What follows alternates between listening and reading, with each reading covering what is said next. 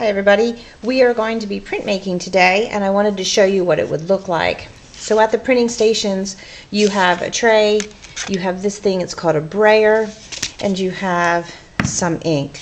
So what I want you to do to get started excuse me, is you're going to put a little bit of ink on the tray, about that much.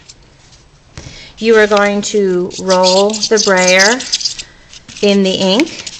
The purpose here is to get the ink, a thin layer of the ink all around the brayer, the rolling part of the brayer. So that looks pretty good. And now I can roll it on my printing plate. You should have brought your printing plate over with you also, not your paper. I'm going to roll my ink on top of my printing plate, up and down, all the way across, all the way to the edges. There will also be paper that is down on to protect the tables, so it's okay if you accidentally roll off of your printing plate and onto the paper. No worries there. So I'm going both directions, side to side and up and down, making sure that I have a nice, even, thin coat of ink over my entire printing plate. I can do little spot checks, there we go, to make sure I've got the ink everywhere I need it to be. Alright, that's pretty well covered.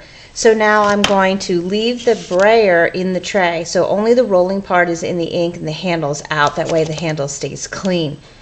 This I take back to my table. So here I am, I'm walking. And here I am at my table, here's my paper. I'm going to take my printing plate, flip it upside down, I know I have something else here, and put it right in the center so that I have an equal amount of white all the way around the edge. I'm going to take a wipe or a paper towel or a sponge, whatever I have, clean the ink off my fingers, press down, and I'm going to continue to press all over this.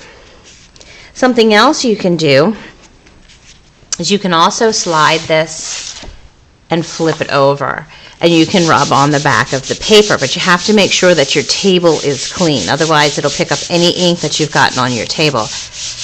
But on this side, I like to rub on this side because I can feel the edges of my printing plate, so I can make sure I get my edges here. And I also can feel the things that I've glued down on my printing plate. If you're doing a yarn print, you'd be able to feel the yarn. If you've just built this up with poster board, you'd be able to feel that.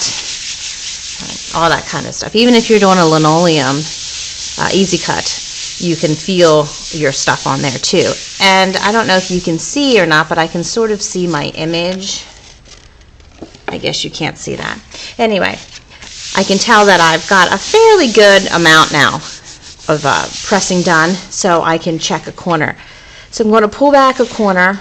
That looks like a pretty good print, but if you're thinking, that looks like it needs some more rubbing or it's not going to be dark enough, then make sure that you rub some more.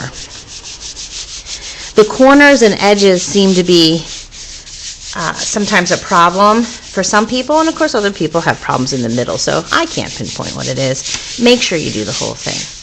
Check the corner again. I'm looking really good, so I'm going to continue to pull the paper off. And there is my print of my crab. So there he is. The next thing that you need to do is to sign your print. So what we're going to have you do is right under your print, you need to put your full name, first and last. Depending on what print it is, you're either going to write AP 1, 2, 3, whatever number it is, and over here in this corner we would like you to write your class code. So this is a second grade example, so it would be 2 and then the teacher's name right over here, so we'll say 2K. Alright, this was my first one, so this would be an AP and artist proof, the one where I check that I have done everything the right way. This looks pretty good. Now I get to go put this on the drying rack. Then I wait my turn and I go through the whole process again using the same color or maybe a different color. It's up to you. Have fun.